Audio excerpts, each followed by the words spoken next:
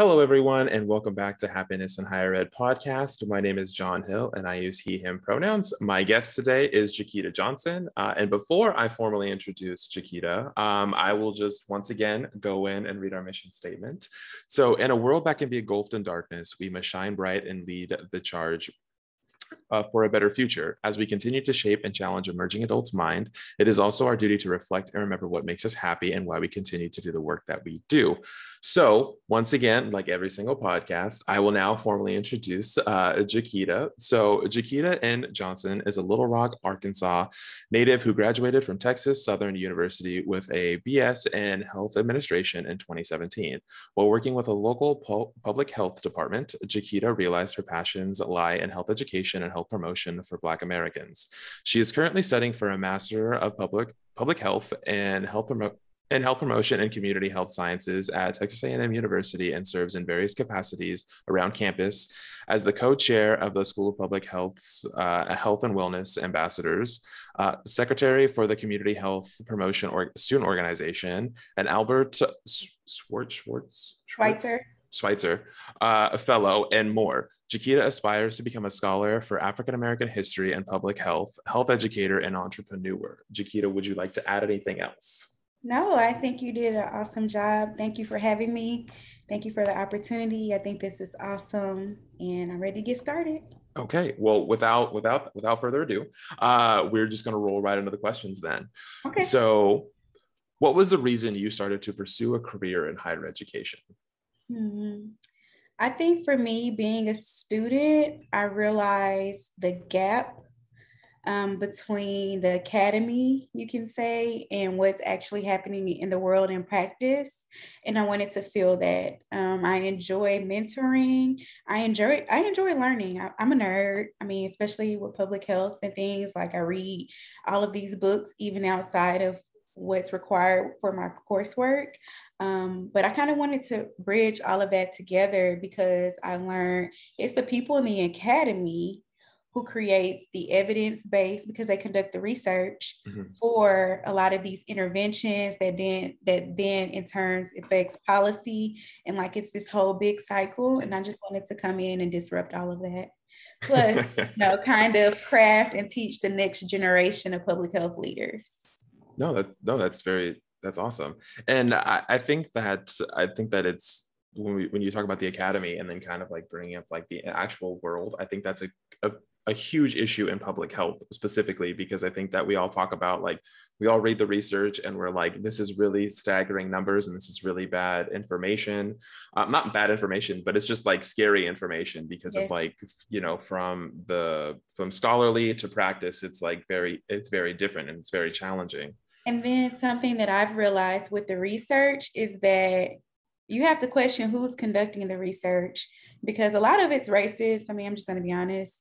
The way that Black people and non-white people, Black, Indigenous, I hate the word BIPOC, so I'm just going to name all of them, or say racialized communities.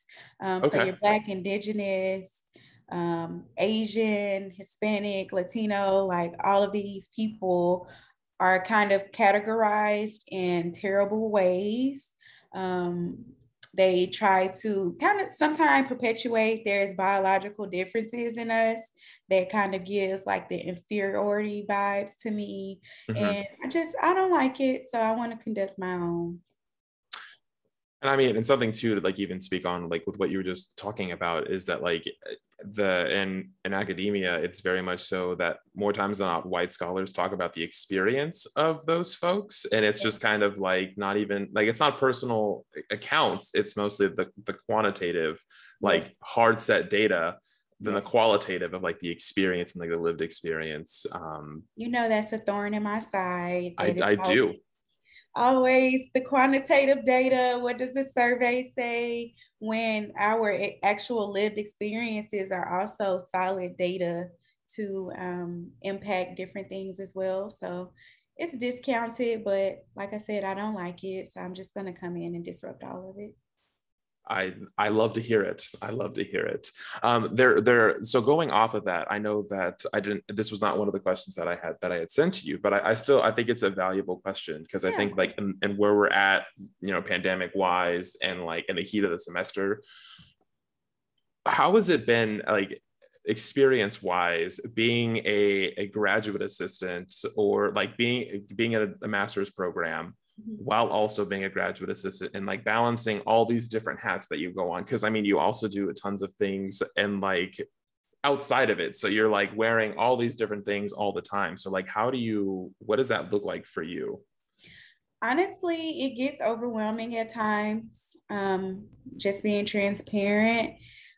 Sometimes I feel that the purpose and kind of seeing what the end of it is kind of reinvigorates me, but it's also trying to, like our colleague Christina would say, it's not balance, it's finding harmony amongst all of the different things that you're doing. So some days, well, of course, my coursework will always be number one, and then work because it provides the money I need to live will be number two. Mm-hmm. But finding some harmony amongst all of the other tasks and things that I am doing. And my personal goal actually for the upcoming year is to not overwork and overcommit myself, which is what I tend to do. Sometimes I feel I do that because being a Black woman, I feel like we have to be, the old saying, two times is great. So I have to have all of these different experiences and all of these different things to show that I'm capable, when someone else who maybe non-Black doesn't have to have half of the things that I have to have. So I think that in kind of coming from that perspective forces me to overcommit to things, but I'm pulling back. Your girl is graduating in the spring. In the spring And semester, yep. yes, so that's my main goal for things. So I'm trying to figure out how to create work boundaries is really important for me going into the new year. Nice. No, that's awesome. And I think that like you touched on the piece for me that is the most appalling to hear. And I have heard it from multiple individuals, but it's kind of just like the not even the importance, but the necessity to do Yes. 2 times the amount of work or anything along those lines for Yes. just to even get like a shot. Because like Yes. speaking just from like a data perspective of like applications and things like that, I know for a fact, and it's sad to say this, but like my using my own identity is that like someone would be like, oh, this is a better candidate than Yep. just because of how internalized everything is and how that is just weaving into our culture, especially even in higher education. And I know that like this is happiness in higher ed, but I think that it's also really important to talk about those things. And I wanted to ask, and I wanted to like bring this up because like I know that we've had these conversations in the office Yes. before about like, as much as we want to say that we're anti-racist and that we're trying to do our best, I think doing our best is on a huge spectrum, and at different places it looks different. And I just wanted to point that out, and acknowledge what you're saying. For me, I feel like I feel like we are racist. That's just what it is. Being anti-racist is a soundbite right now. It's hot. Summer 2020 apparently brought forth all of these things people did not know were happening, even though prior instances have been recorded as well with these things, and people have been telling their experiences, and you've just been discounting those. So I think we have a long way to go. I'm tired of the racist, the anti-racist conversations and discussions. We're past that. We've been racist since 1619, really probably before then, but I'm just going to say that's when the first enslaved people came over. But where's the work? Get to the action. Where are the reparations? And that doesn't always mean money. That could be opportunities. That could be many other different things. But all the sound bites, it's not worth my time, and I don't want to engage, especially in higher ed. And as a GA, you're protected in a way from a lot of the things that full-time staff gets to or has to experience, has to engage in. Like you all have to sit on these service committees and do all these other things. I didn't have to do that as a GA, but what I can tell, I'm very good at getting to the nitty gritty and getting to the root of things. So you could say, oh, we're an anti-racist organization. And in my mind, I'm going to go, okay, well, what does the staff look like? What does your leadership look like? Like, what are the opportunities that you have going on to really prove that you're anti-racist? I don't see any of those things. Yes, for everyone listening, I was shaking my head because yes, there's no response to that, because I think too that like it's like you said, it's a buzzword. I mean, higher ed has so many buzzwords, and I think that we think about how we have the ability to say that we did one DEIA conversation and we're moving in the right direction, except we don't analyze and even acknowledge some of the things that could have been said in that conversation, and kind of just like how it's not, because I have it's challenging when you think about, because like in those types of conversations you have like calling people out or calling people in, but like calling people out, it's still, they're not necessarily going to take those steps to like learn more about it. And even calling people in, it's good in the moment, but it also just doesn't like still reiterate, like you can be an organization that's anti-racist, but like if you have people in that organization that aren't even passionate about it or even want to do anything about it, that they're just a part of it because it looks good, kind of like what we were just talking about LinkedIn. But it's cute to be an ally. It's cute to post your little picture in that black box. It's not doing a darn thing for anyone. It's cute, but it's not. It's a waste of time. Yeah. And to your point, so I'm in a class on environmental disparities. And one of the questions was, what can communities do to not have to experience these disparities? And my thing was, why is it always on the oppressed? Why is it always the oppressed responsibility to not be oppressed? Why don't we address the oppressor?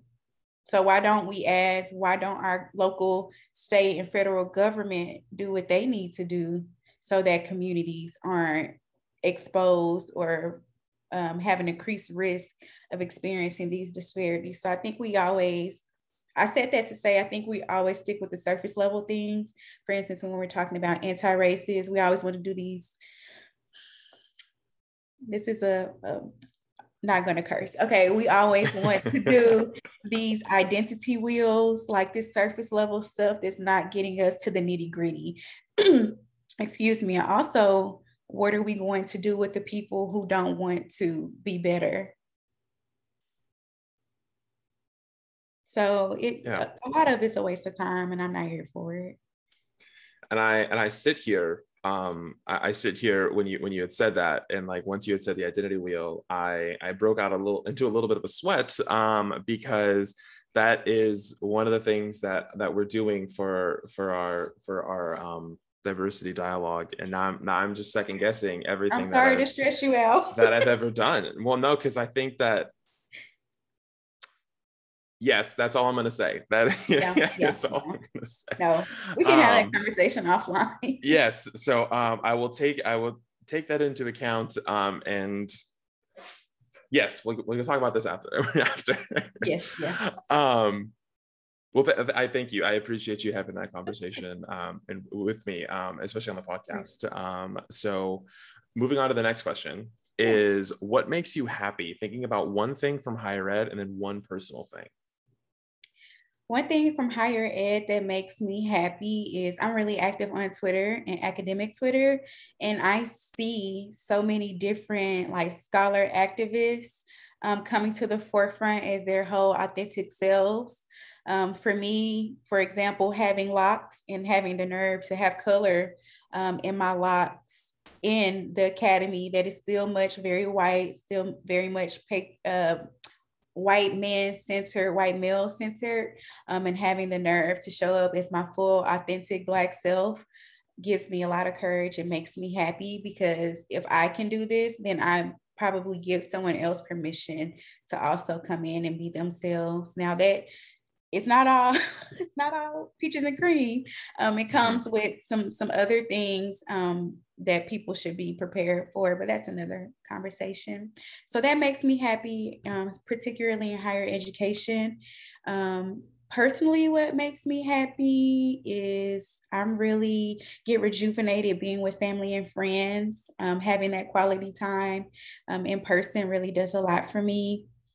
And I strive to find other ways to make myself happy, whether that's going to work out in the morning times or taking a walk outside when the sun is beautiful and getting that fresh air, reading a book. Going to the movies is my own personal self-care. I love that. So glad they open. But I think it's important to find ways to keep yourself happy, especially given the climate that we're in right now, because it can be really. I didn't want to say that. I'm trying to be more intentional with my words. It can be really hurtful and make you sad. Got you. Okay. No, and I think that so two things. One, so when you talk about like the idea of like, you were talking about like what professionalism is and like how it's rooted in whiteness. I mean, everything's rooted in whiteness. Let's just be honest. Let's just, that is the baseline. And I just even thinking about like business casual or like having to wear, I was talking to a student this week and we were going through about how in their coursework, they had to dress up and business professional once a week for like a specific class. And it was basically setting them up to like, so that they would have like professional attire so that when they went to the job world, that they would have those articles of clothing. But that also brought up the bigger question of like, that's a requirement that a student is told that they need to have these things. And if your university doesn't have like a closet, like a professional business type closet, or if you're an individual that is maybe like a bigger individual like myself, like, you know, I go and find, a size medium in all of these clothes and I cannot fit into a medium. And just about how that's a hindrance as much as it is like an enabling thing. And I commend you and I envy you for taking that step and to be courageous, just by even adding like color into your hair, like you said. I think that's awesome. And that's kind of just like one way to just, you know, stick it a little bit. Nose ring. Other side. Yeah, thank you. Yeah. It gets scary, but you know, if you're not going to like me, you're not going to like me no matter what I do, no matter how I look, no matter how I talk. So I might as well, you know, be my full self. And if I get rejected, at least I don't, you know, feel like I compromise or conform and still didn't get the outcome that I desired. Yep. And once again, as much as it is sad to say, at least you know that like you would not feel comfortable in that environment if you like, and that worked in that place or anything along those lines. And the second thing is that you had mentioned about like the family and friends. So I know that if I correct me if I'm wrong, your family is still from Arkansas, correct? They're in Little Rock. How do you still connect with them? Like, is it challenging while being a grad student or? It is. I will say I started my master's program in fall of 2020. We were completely virtual, so I could sneak and geek and go home and fly and do all of the things and still be able to attend my Zoom courses, you know, with ease. However, this time, that's not the case. I won't see them until my mom came down. When was the last time I seen my mother? Oh my gosh. Probably August is when I first seen my mother, and then I'll go home for Thanksgiving. So it's like back to that regular kind of time that students usually go and do. So you see them in the summertime, you see them for Thanksgiving, Christmas, over Christmas break, you come back, spring break, we're probably partying. So not so much, but then, you know, graduation or the end of the year / summertime, you get to. Got you. Okay. And I even like in that answer that you brought this up too, of like how easy it was. Like we talk about like the virtual versus the in-person and like, and the challenges with that. And not to, if it's okay with you, I'm going to just Go segue ahead. a little bit? Okay, cool. I just like I want to acknowledge that like that it is that it is a challenge, and that it was the easier part of that you could go home for a couple of Yes. days. Um, and like now, even just thinking about how like talking with students about how now it takes them way longer to do things. So like you could pop on a Zoom class Yes. at 7:50 in the morning, and I actually don't know the times, but anyway, so like 7:50 in the morning, and then have class for an hour and a half, and then you could like make breakfast for yourself. It's a fascinating concept, Yes. and I say that very facetiously because like now I'm listening to students and they're just like, so I have to leave like a half an hour early just to park, and then when I park I have to walk a half an hour, and then go to one class and then walk back to my car to go home to get breakfast. And mind you, the walk there and back is so that's an hour of time. So like it is astronomical when you have someone like actual write out a schedule of like Yes. how everything is amazing and that we need to have in-person stuff, and students are tired because they can't do the basic necessity things of getting a good night's sleep, eating 3 meals a day. I Like, recognize 3 weeks into this semester that I was already tired. 3 weeks in already. I think we definitely underestimated the effect of going back 100% in person.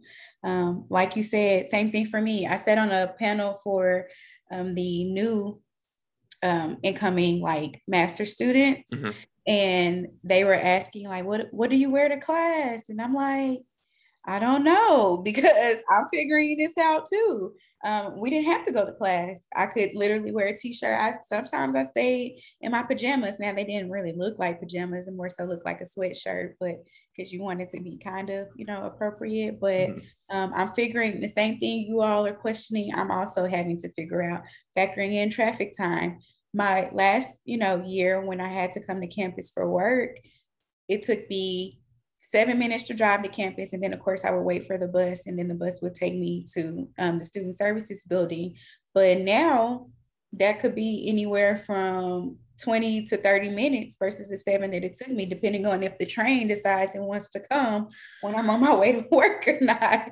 So having to factor in all of those things. Now the buses are full.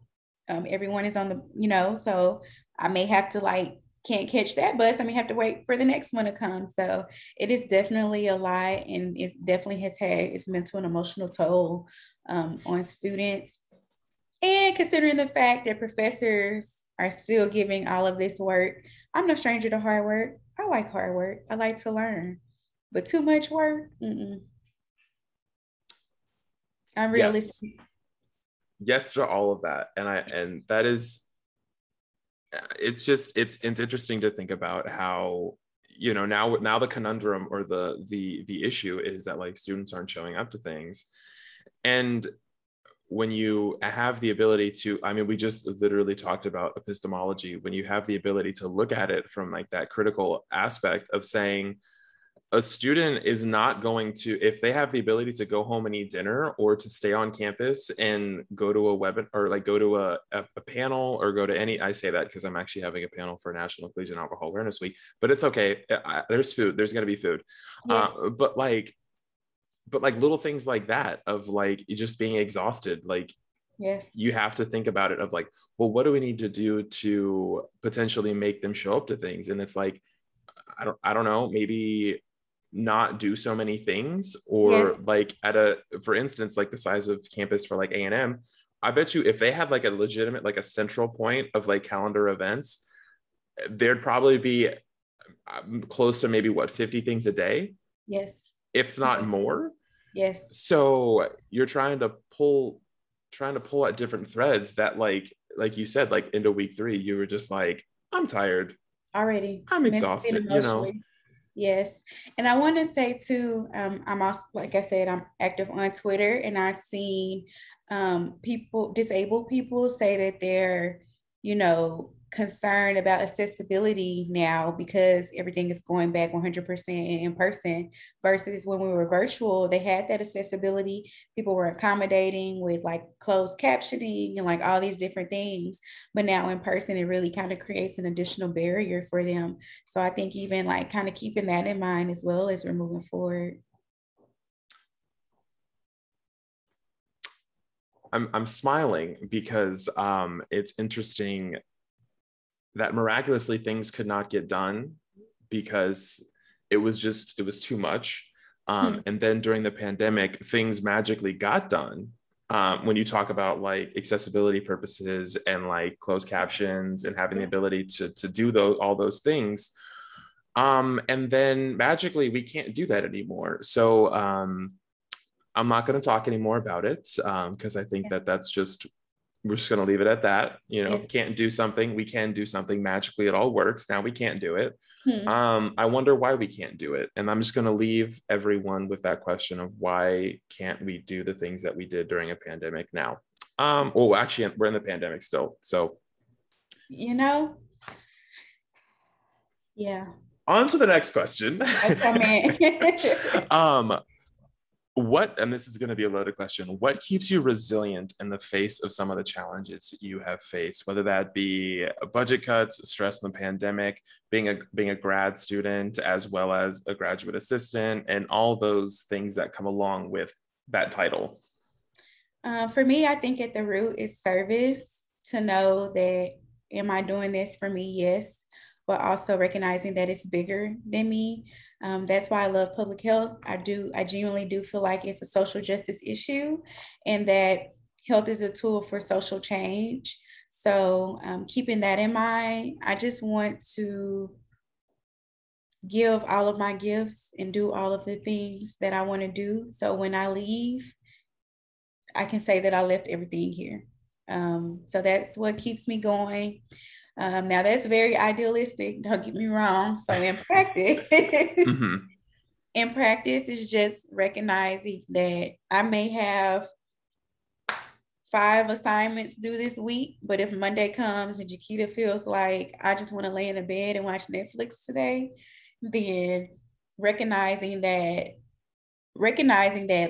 yes, Jacquita, let's lay in the bed and watch Netflix, but also recognizing what it means. You may have to give up. Well, let me say impeachment. Impeachment is a show on the American Crime Story on FX that I cut off my phone. I close the computer. I do whatever to watch that show for the hour and maybe 15 minutes that it's on. So, we know that this is coming and we know we probably won't get up and do anything else. So that means Wednesday, Thursday, and Friday, you may have to sacrifice on some other things to get what you need to get done. So I think that keeps me going, and stealing away and resting when I need to really keeps me going, especially in those hard times. I'm a crier, so I cry, as well as I'm in therapy, and that has really helped me throughout things. That's another conversation, but therapy is also really helpful. Got you. And I'm trying to think, because like you had said something that I was like, oh, I'm gonna like bring that up, and then you had talked about more things, and I was like, I lost it. No, it has nothing. No, it has nothing to do with you. That's just me every single time saying that I need a notepad here, and then I don't have a notepad here, so I do it to myself. And I mean, I could write down on these like tiny little sticky notes. But like, yeah, we know about the sticky notes.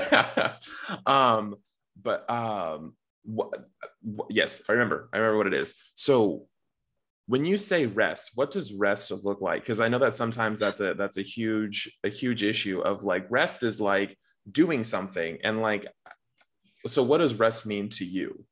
So rest has definitely evolved for me, and I will say it's harder for me to rest these days, because I feel like, even so, say for instance, if I lay down in the bed and I just watch TV, my mind is still going with all the things I may need to do. Oh, this is a great idea. I read this earlier, and then that spawns a whole bunch of other ideas. But for me, rest is really sitting and disconnecting from things. Like I said, even if it's watching TV, something I genuinely enjoy, Disney movies, although highly problematic now that we're grown, gives me so much joy. Like sitting, watching Moana or something, like, I guess maybe at the root, getting back to that inner child in me really like does something for my heart. And To the Spider-Verse really does something to my heart. Like I bawl during that movie, but It's a great movie. It's an amazing It's movie. it's so well done. Like Underrated. the cinematic piece, like it's amazing. I love it. It should be free, but I pay the $4 to rent it every time I want to watch it. So sitting and watching and doing something that takes my full attention, I think is really key. Not reading a book related to public health or African American history or doing anything related to work or to school. Like it's key to leave that alone. I think just doing something for your soul where you can just take time to just be, not do, but just be is really key.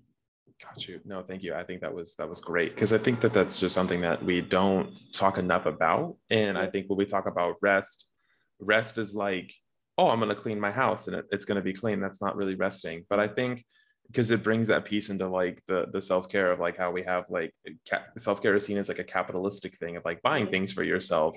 But like when we talk about rest, it's not necessarily just being, because that's, even if it's just you literally like, I am so, every time I see someone in a hammock, just being in a hammock, I feel so happy. Yes. And I've never wanted to try to get into a hammock just because like I've grown up being like a bigger individual and I just like, I feel scared, but that's okay. That's more about me. You can do it. But I look at other individuals that are like just being in a hammock, not doing anything or like reading a book. And I'm just like, I get so much peace just seeing that. Like taking a nap outside. Peace. I think that's the thing, is just being and not doing. So no, it's not cleaning your house. No, it's not answering emails. It's not doing any of that. It's just being in the moment and just, turning inward.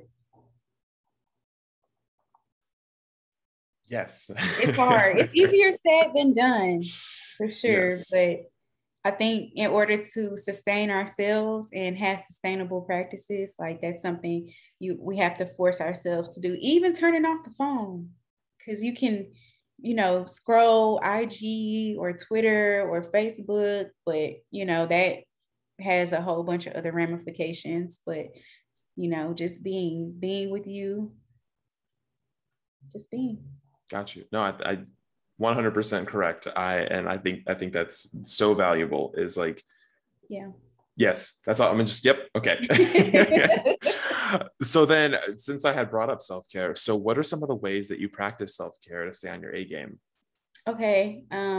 Definitely working out. So I realized I'm a stress eater, and last semester was really stressful with the storm and like still having to do school and like all of the other things.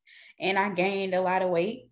So now I'm trying to be intentional about physical exercise. I'm working on the healthy eating part. It's really, really hard, but it's a process and you're doing great. Yeah. I just want to acknowledge that you're doing great. Thank you. So working on that, I read. So I've been reading like Black fantasy books, something not self-help, not public health, not history, not any of those things, just a nice story where I can enjoy and go along for the ride. So fiction, I guess would be the better way to say it. A fiction book. What else do I do? I get out of the house. I think that's so key. I at least try to do something twice a month to get out of the house, whether that's going to Houston and staying with my mentor or seeing my line sisters. Now my cohort is getting together. We, with everything being virtual last year, we really didn't get that opportunity. But now we're kind of getting together for our own meetups and different things. So that's also another way to kind of sustain and vent and talk about how we hate this semester together. It's so validating. We love to see it. So that's something. And yeah. I think naps are really key for me now. Naps are great. Having this week of like transitioning to a new job, I've been able to like wake up and actually like just lay in the bed. I don't have anywhere to go right now. I can just open my eyes and lay here for an hour before I actually have to get up and get dressed and do the things and go to class. So that's so underrated and I appreciate it. Um, yeah, just having time to be for sure is rejuvenating. Nice. You did it to me again because I was gonna Sorry. I'm gonna get a notepad. I promise I'm gonna get a notepad. Um, but there was something that you said that I was gonna touch on, but I think that all of those things are amazing. And I think, Was it getting with my cohort? oh yes, yes, thank you. Okay. I figured you it probably was that one. you probably saw like the wheels turning. But like something that was brought up to my attention was is that like someone had brought up when we were talking about like the challenges that we're going through about like I don't want to sit here and like commiserate and like continue to add to it. But Yeah. I think that that's the one thing that not the one thing, because COVID has taught me tons of things. Like there's a Rolodex. Like if I had a bingo card, I'm just keep adding to that bingo card. But that venting in the circumstances is amazing because it's not complaining, because you're trying to find a way to like to You're just processing. yeah, you're conceptualizing actually what the situation looks like. Yes. And I think that is just like being together and saying how challenging things are and talking through it. Yes. As we say that we're not supposed to do that, and I want to know whoever told me not to do that. Like I want to find out, like go back, like go search inward and see like that, because like it's if you do it too often, I can understand, then it's just kind of like a drag and you don't see the happiness in things. But I think that just having that ability to be like, in the moment, this sucks, and like just talking through it and like seeing different perspectives, because then also like in those conversations, there were probably things that like with your cohort of saying like, all of these things are terrible. You're probably finding out, like thinking from a data perspective, because I know that you love data, thinking about like, oh, I never thought about that. Like I'm Yes. talking through the lens of my own personal experience, but this person has had a different experience because of Yes. XYZ reasons. And like just seeing that, like, once again, you're still in that moment of venting, but you're also like in the back of your mind, you're like, I'm collecting data. Like, I think for me, I think we do that. But we call it girl talk or guy talk. Because that's what essentially we do. We sit on games and or we sit on the phone or we gather together and we talk about what's happening in our lives. And then our friends are able to offer us that emotional support. And I think what's so important about having that with your cohort that you're actively going through these things with is because they can relate to you from the same viewpoint. They have the same perspective, they're experiencing the same things. For me, I know, like, yes, I'm going to vent, but I also kind of play off of the energy of someone. So, say if we're in a group setting, I vented, and now this next person is venting, but their situation seems a little bit more somber than mine. I could just tell they're, low energy. And then I automatically assume that high energy, that positive energy, let me be the motivating person. So yes, it's miserable. My cohort, we're miserable right now. mhm. But like I said, I put like, when do we get our Aggie rings? Well, we're able to start ordering those in January, and then we'll have ring day in April, and then we graduate in May. So what are these other milestones that are coming up that can help us stay motivated and stay in the game? We're planning to get together in December once we finish this semester to just wow out and do the things that, professors and professional people shouldn't talk about on a podcast, but but we need that outlet because it's like, yes, we made it. We're almost here. Like, it's like that family almost. Well, we're working on building that family. That connection. Yeah, no, I think that's awesome. And yeah, no, I think all those milestones like are so important because it kind of like Yeah. keeps you going, you know. Yeah. Speaking as someone that didn't get a graduation because I graduated in 2020, right when it started, like I think that was something that like I didn't have, but I think also it made me feel like I found peace in that. And I think that I had to like work through it, but I found peace in the fact that like I didn't have the ability to do this with other individuals. and I had the ability to celebrate my like with the people that I was with, Yeah. and like finding, submitting that final paper or like giving that final presentation and just like, knowing that like it was over, but it also that doesn't stop the journey, like, so yeah, no, I once again I apologize that you're in misery right now with like everything that you're going through, but once again you're doing a great job, and I cannot wait for you to get your Aggie ring, because I think that's going to be an amazing moment for you. Thank So you. yeah, the last question that I have for you is, what is one piece of advice you live by in your practice? I thought I seen this question and I'm like, okay, what is something that I really say on the daily to keep me going or to inform my practice? And it's that the personal is political. I went on a whole rant on IG a couple days ago, about I do a lot of research on Black maternal mortality, and as we know, that's a big thing right now. Everybody's recognizing it, whatever. But the gist is, this is just an academic topic or something to do at work for some people. They do what they do from 9 to 5, and then they go home and then they live their lives. But for some people, this is every day. This is all day. Because for me, yes, I'm doing this work, but I come from the perspective that it could be my family, it could be my friends, it could be my line sisters, it could be my cohort members, it could be me when that time comes. So kind of keeping that community perspective, it's like it's just a little different. And we always, I think historically we've been, let's keep the personal away from the professional. And I think that allows people to operate from a certain kind of viewpoint where they're disconnected from the outcome of their terrible, I was going to say a bad word, from their really terrible decisions. But if you bring them together, then maybe, just maybe, we'll be a little bit more considerate and a little bit more thoughtful about the things we do, the things we say, and the decisions that we make. So that's something I want to like get printed on an affirmation card and stick on my wall so I can always see it. Like, the personal is definitely political for sure. No, and I think that, yes, 1000% correct. Because I think too that like we're seeing that now of like Mhm. how why did we not integrate our lives into like the personal and the professional, is because it was like we needed good workers, Yes. and like we needed to hold more capacity and to do more tasks and to do Yep. all this stuff.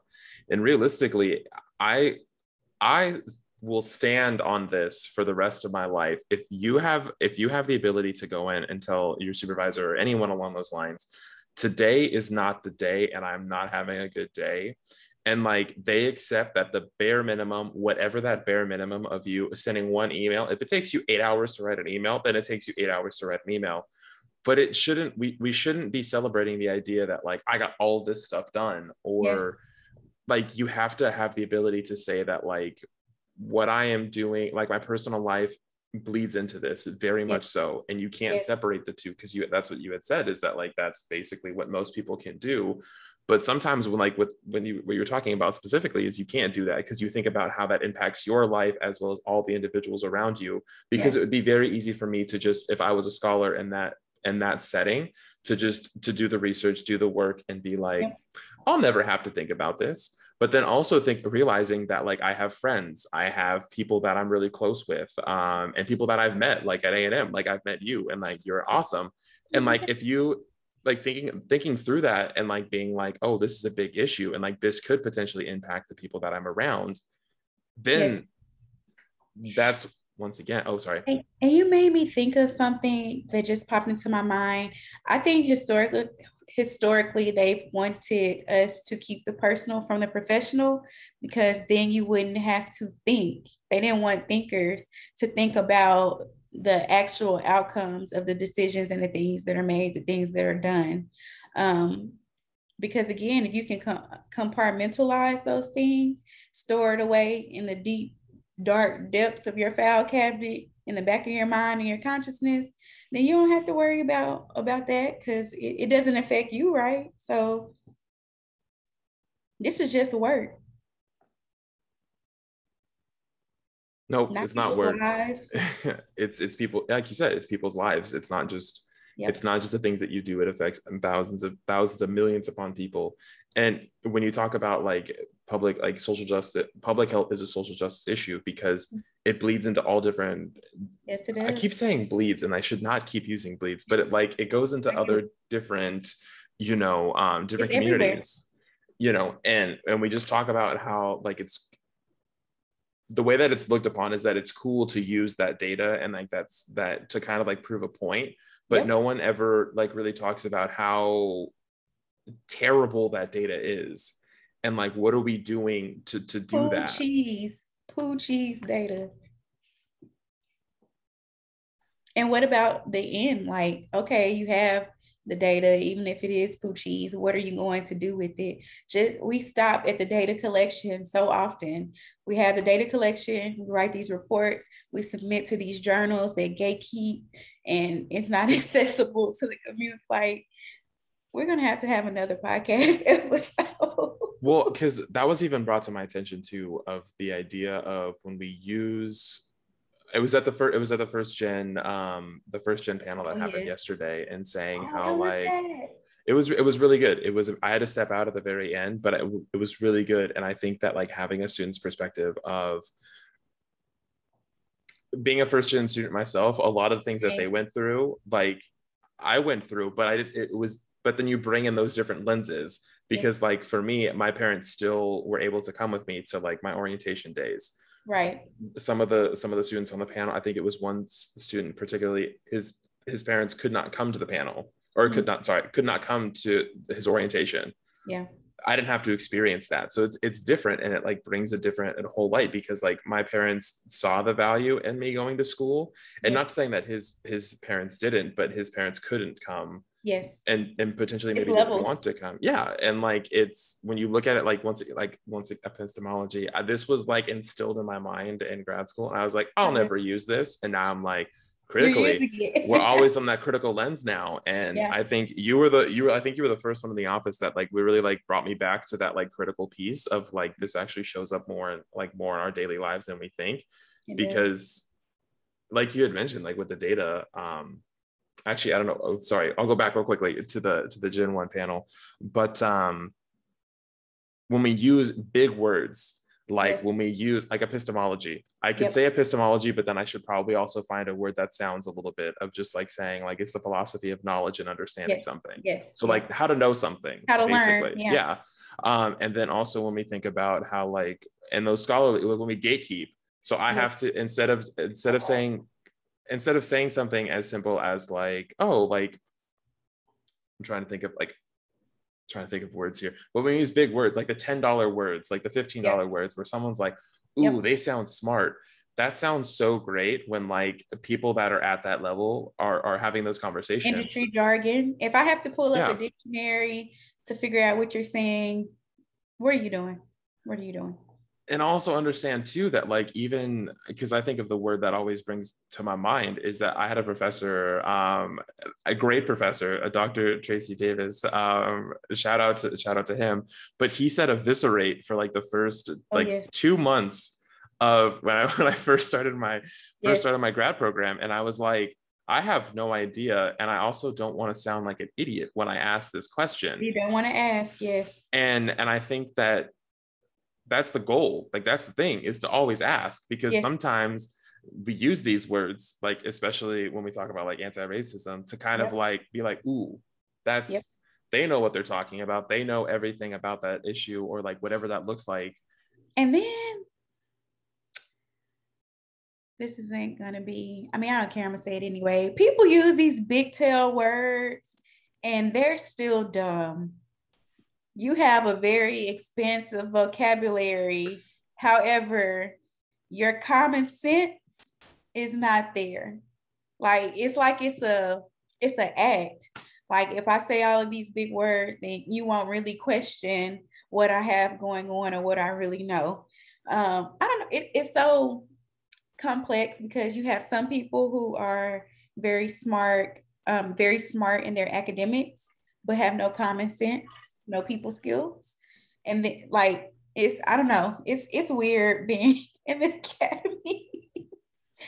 weird being in the academy, but so important. But academia is very much so just it is it's what all it an is. act. It's all an act. I mean, you're not wrong. You're not wrong. But yeah, and back to your point with the Gen 1 panel, that's why I'm such an advocate for, okay, leadership is making these decisions for students, but do you have any students in the room when you're making these decisions?